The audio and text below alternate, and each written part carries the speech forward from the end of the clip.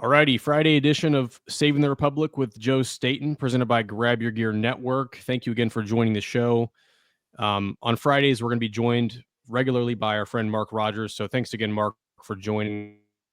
Mark is under a Voice of College Football YouTube channel, but he likes to bring an interesting perspective. And as you know, if you follow the show, we try to bring in people from different, viewpoints, not political experts. I wouldn't claim to be a political expert myself. I just follow the news, and I want to explain to you guys why different stories are important and how they're going to affect your lives. The mainstream news, they talk about these stories, and I think that is to gaslight you and to just get everybody hyped up and clashing. But we don't talk about, why the things that matter do matter and how they're going to affect your life. And so that's what we like to do here. So if you want to follow along, little programming shift. We're going to be coming to you guys Tuesdays, Thursdays, and Fridays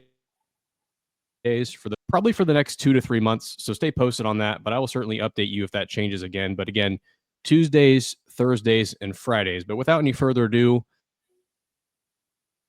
let's get into. So, Mark, how was your week? How are you doing? And thanks for joining again. Hey, Joe.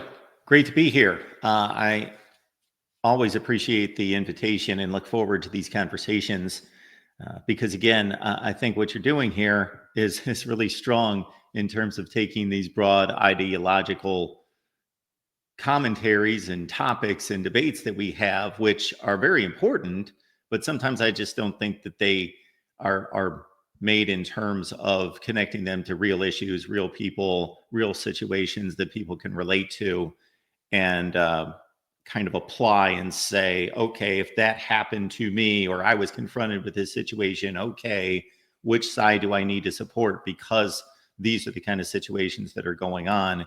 A lot of people can talk around because they've had tons of political experience, can talk around issues and make certain stances sound beneficial to the middle class or the average American when that's not necessarily the case. So yeah, appreciate you being here. It's been a good week and look forward to ending the work week here with a great conversation. Yeah, I've had the benefit. I've worked in government and I've seen, I've actually seen the direct influence and also just the connection and the bipartisanship that does occur. I live in Ohio and we're a very heavily Republican state, but, working in that sphere and seeing how people interact, senators specifically, my day job, I work in the Ohio, but, I see how a lot of these things that the media hypes up, as something that's life or death or something that is, going to cause a civil war is not necessarily the case, right? It's not always behind closed doors. And I think if you have people who come to the table with genuine intentions, a lot of Americans on both sides of the aisle are still. And so what we like to do here on this show, and Mark, you're coming to know this as the more we have you on, is we like to, as I said, talk about stories that matter, but I also like to explain, what ideologies and what worldviews are underneath these ideas. Because I think that's even more important to ask those questions and figure out, okay, and I should be consistent logically across the spectrum when I'm making decisions and I'm voting and analyzing different ideas. And so the first idea that I wanted to talk about today is one that is used as a culture war topic and something that is very broad nationwide, but it's the issue of transgenderism. And what we're seeing now is the Speaker of the House, Mike Johnson, came out and we're not going to have men in women's bathrooms, and we're not going to have people who think they're a certain gender but they're actually not what he would call delusion, to go into the bathrooms. And so we've seen protests now on Capitol Square. And so, I wanted to throw this your way, Mark. I know you probably have an opinion on this based on your faith back, but, why do the lines get blurred with this issue? And we see, especially in schools, it's a heated topic when it comes to teachers influencing kids. But why is this such a highly debated issue? Yeah, this is another issue on the national scene that would have been completely laughed at, scoffed at, and just completely flabbergasted people 15 years ago, 20 years ago, that is now a controversy. Now, what percentage of the American people actually give value to the transgender dysphoria that they truly believe that they have transitioned to another sex, and that they have left the other sex, and that they have identified with their true identity, and that this is actual truth and reality?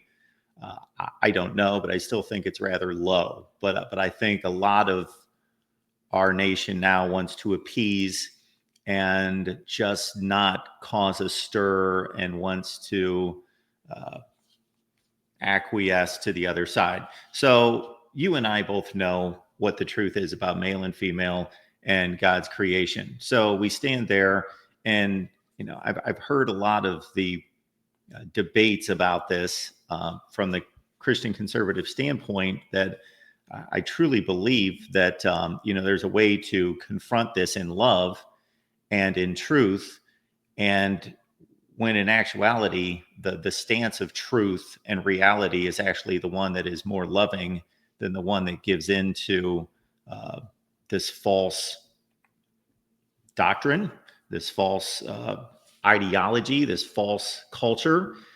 But as it pertains to this, hey, if in America we want to give way to this, and we have already, so I think there's a basic principle here in our culture, in our society as Americans, that we will allow people to be free and to practice their lives and live out their lives as they would like, in terms of their culture, their identity, in whatever facet that is, their ethnicity and all of that, as long as that does not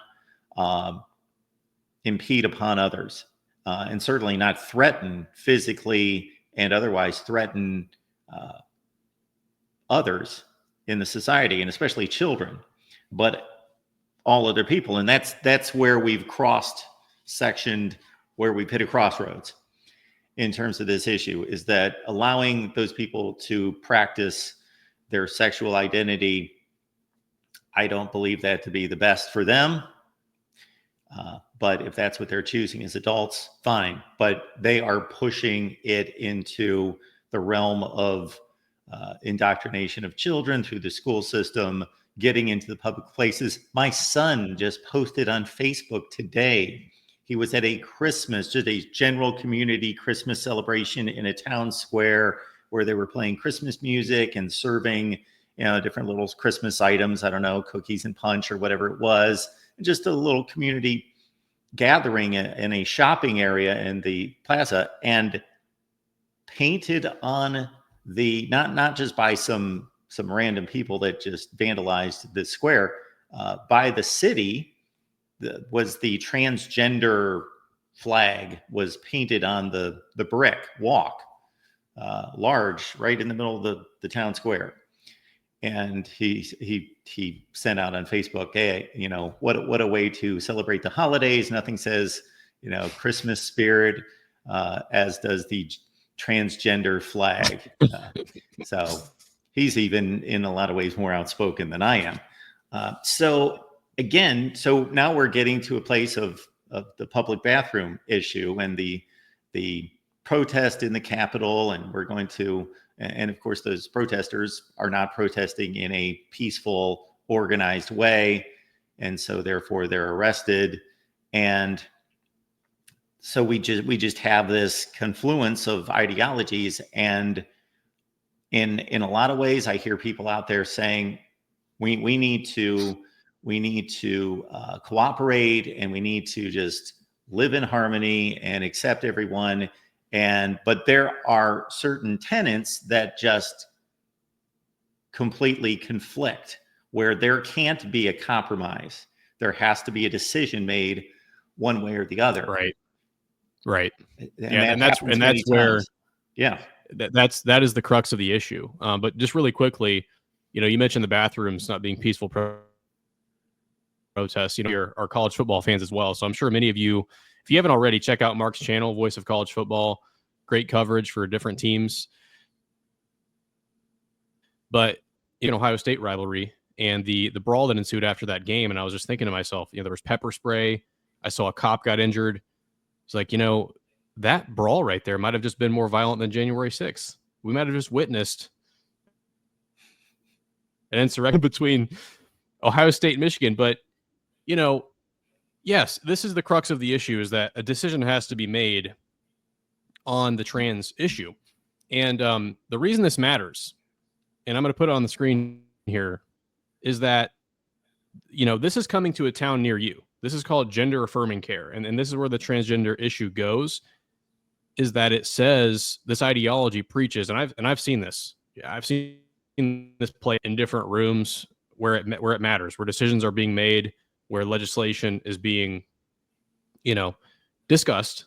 And I won't discuss the inner workings of that, but I've witnessed these conversations about gender affirming care where you have grown adults saying, if you do not affirm your child's gender identity, if telling you that they're a boy when they're actually your daughter, you are, infringing on their right. You are abusing them. You are not affirming their gender. The idea of gender affirming care is that parents should be required to affirm their child's, and I would say, delusional ideas. And there's really not a big difference here between, but I don't think there's a big difference between your child coming up and telling you, hey, Dad, I feel like a bird today, or, I feel like a cat, or, or telling me, hey, I'm a boy today, and you're actually a girl. There's not much of a difference there.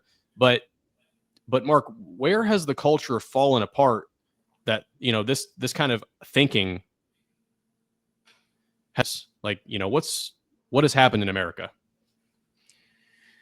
I really don't know for sure, but I have seen, going way back, a lot of examples of this, and just flashed into my memory a conversation I had with somebody at work.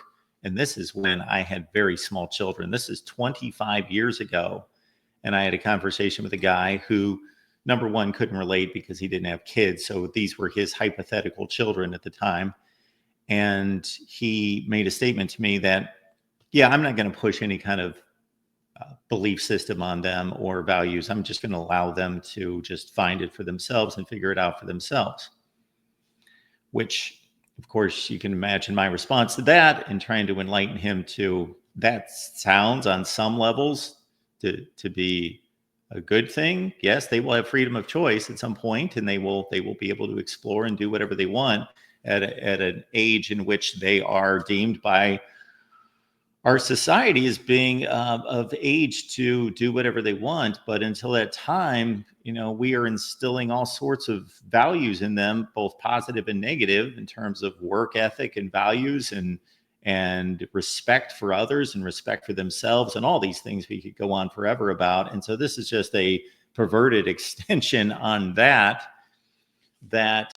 yes, my children, when they were little, for a couple hours would pretend to be Superman or Batman or a fairy princess or whatever. And I think any reasonable parent allows their kids to pretend and make believe.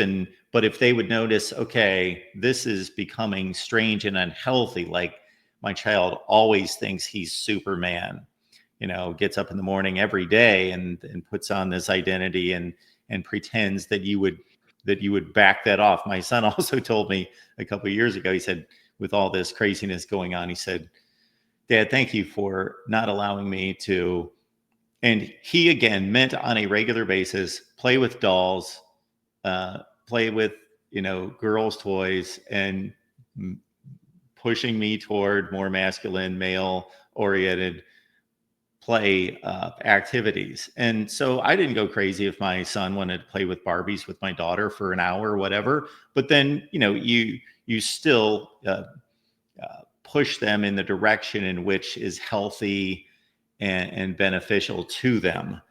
So it's amazing. We could both, Joe, we could come up with a list of rights and privileges in this society that we do not allow children, whether that's driving, whether that's shooting a gun.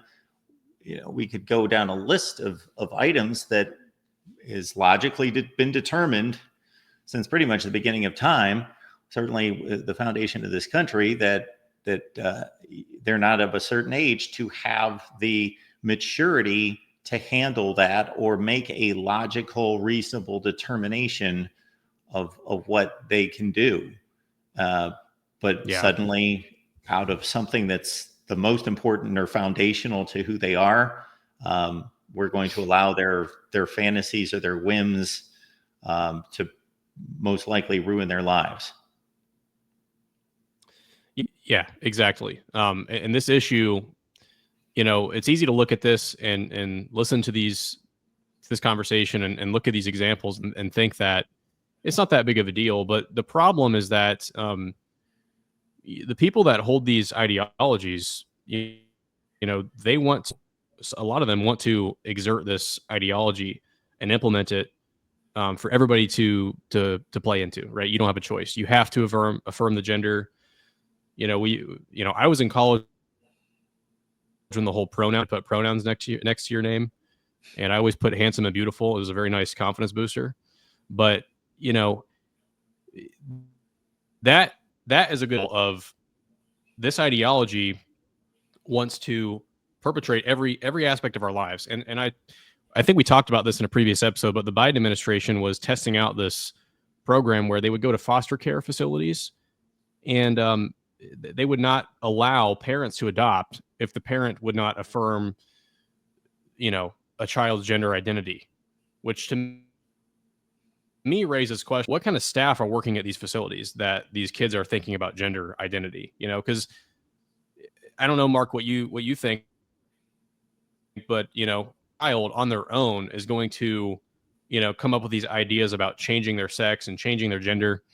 And it's been really interesting to see how, the exponential rise in, the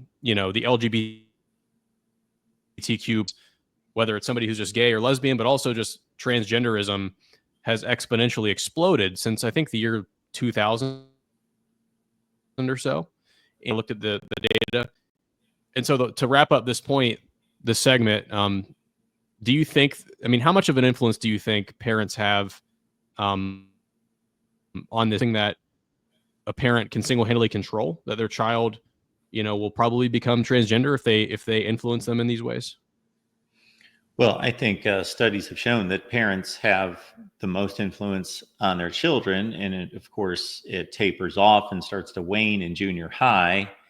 And then depending on the relationship between the parents and the child, then it becomes maybe antagonistic after that. That wasn't my experience, but it certainly lessens because, of course, their social circle becomes important to them. But I think another troubling part of this is obviously the way this is portrayed in media and how this is reported. So when you enlightened me about what happened this week, and then I started to research it and look through several articles, just noticing the reporting and noticing the prioritization given to certain aspects of this and how the stories are framed are completely left-leaning and pushing in that direction and making the reader believe, if the reader had no bent toward this one way or the other, that these are rights being taken away, this is un-American. Just even the comments made by South Carolina Republican or Representative Nancy Mace in terms of her basically saying, and this is a topic that, or a comment that I made to you a couple of weeks ago concerning, a lot of these issues that are completely ridiculous are taking us away from addressing real issues in this country. And, she made a comment like that, this is where I stand, but make no mistake about it, we still have a mission and purpose. We can't allow this to distract us from getting to real issues that impact us. has become just so inflammatory. But in reading these articles, and this is 3 or 4 articles, Politico and some other ones, the emphasis was on her response and that she was disrespecting transgenders by calling them a certain derogatory term, which I found it funny. We're all adults. She called them trannies. They wouldn't put that in the article. You had to go reference that. I was thinking, okay, what did she call them? No, they have to take this virtuous stance that we will not, we will not print this horrible term. So, this is below us, and we're standing with what's right. And so we won't print this derogatory term. And it's, yes. And I mean, clearly one of yep. such a a horrible word, right? Tranny, worst things you could ever say to somebody. Yeah. I was looking for something else to be involved, but yeah, that was the you were expecting an F-bomb or something, not tranny, right? It was tranny. That was the just horrible term. And yeah, it's the irony too of the Democrats fighting for women's rights for years, right? They'll tell you all these things about women's rights, but we have grown men sitting in the bathroom of women, and we have grown men competing in sports. The bottom line that I want our viewers to take home from this segment is this term on the screen, gender affirming care. You need to keep your eyes out for this term. It is a dangerous euphemism. It is very dangerous, and you could be easily swindled into not thinking it's that big of a deal, because the people, the professionals at this sport of politics, they can easily convince you. They can pull the wool over your eyes easily if you don't look into this and say, hold on a second, what is gender affirming care? It sounds good, but no, it means affirming a delusion, right? And yeah, we could go down that road. There's a long medical established history of gender identity disorder being a psychological disorder. So we need to be very aware of this term, and anytime you see it, you should oppose this if you're somebody who cares about your children.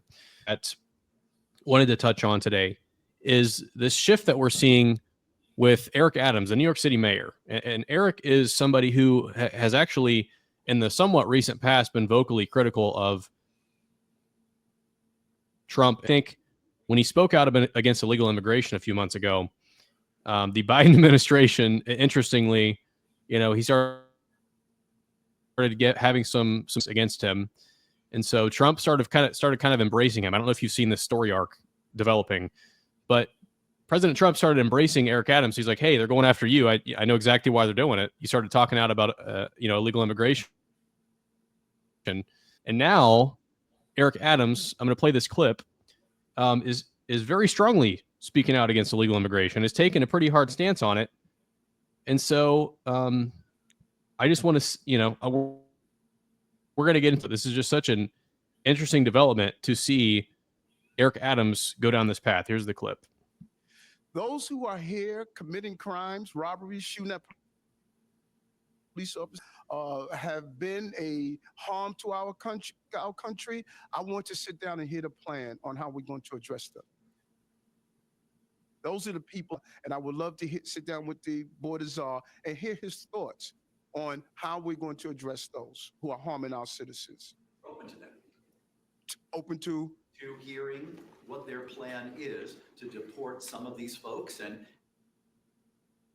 you think this should cooperate with us.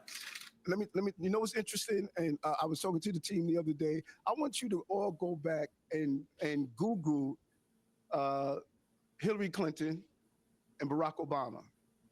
Google what they said about those who commit crimes in our city. And Eric Adams further said, look, cancel me for this.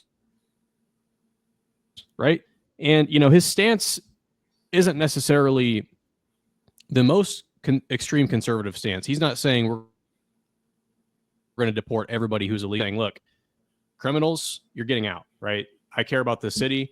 I'm going to listen to hear what they have to say. And so, Mark, what does this shift signify in terms of the everyday American? I think we saw it in the electorate, but what does this signify to you? This is a guy in Eric Adams who has not taken a position or any kind of stance or statement since he's taken office that I've heard that I've agreed with.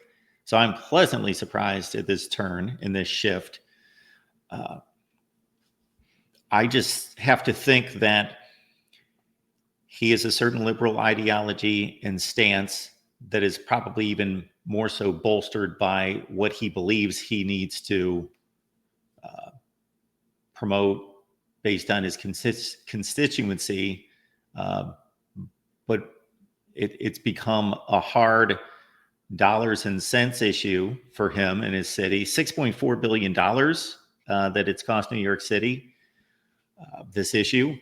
And then it's also become, I'm sure, a situation where, the safety. So he's even relented to this. What's horrible about where we've arrived in our country on these issues is that I have no issue with critics or news pundits or everyday Americans having skepticism over somebody from their side reaching out to somebody from the other side. We've arrived at least that place. But to just, and again, in reviewing a number of articles and opinions on this, or articles that are supposed to be news articles that have opinion in them, that just the immediate response is, why is this happening? Why would he interact with the other side, Trump and Homan?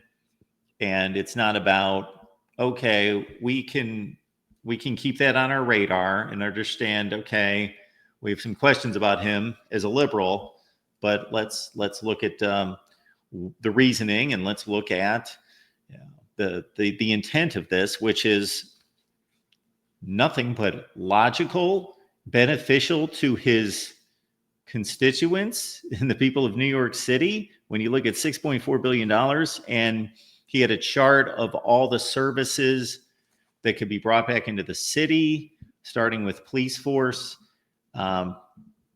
If they had that money back, I would include on that list, I didn't see it, lowering the taxes for people. So yeah. And again, the last statement he made about Barack Obama and both Clintons, this was not a controversial topic 10 to 15 years ago. They were very firm in their policies about illegal immigration. Yeah, it's something that we've discussed previously on the show is how the Democrat Party of the 90s and prior, would probably be identified as conservative in today's world because of how large the shift has been, and the shift of the over, could say. Speaking on the 6.4 billion number you mentioned from New York, I saw the Department of Government Efficiency posted some statistics that show taxpayers spent $150 billion on relocating and servicing illegal immigrants in the year 2023. Big number that you want to pay attention to, that you want to feel good about if you voted for Donald Trump, is that hopefully that will be beginning to turn. The tide will be beginning to turn on that subject. Another thing, just to wrap this up, is New York, I think, is representative of the trend that we are seeing. We've seen a 7-point shift in New York from 2020. Donald Trump got about 37% of the vote in 2020, on 44% in 2024. So a pretty big shift in New York. And as we previously said, New Jersey had a massive shift. 5-point win for Kamala Harris, was projected to win the state by 10 points. I think what we're seeing here, Mark, is, and it's people like in our audience, right? Listen to Joe Rogan. They have open minds. They like open debate and discussion. I think it's a return to normalcy, hopefully, that we can all look forward. But I think none of this can happen without freedom of speech.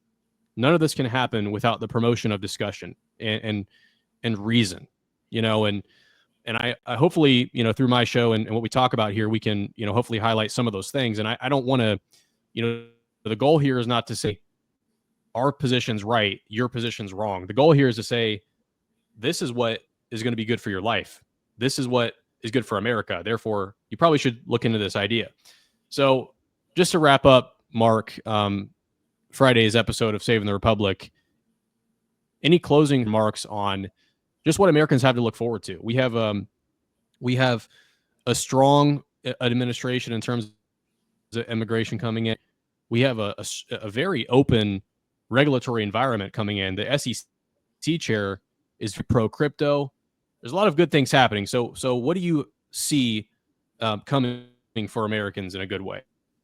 Well, the shift in vote outcomes in both New Jersey and New York, and as we talked about, I think a couple weeks ago, in every county in America, moving toward Donald Trump and the Republican. Yeah, Kamala did not flip a single county the first time since night.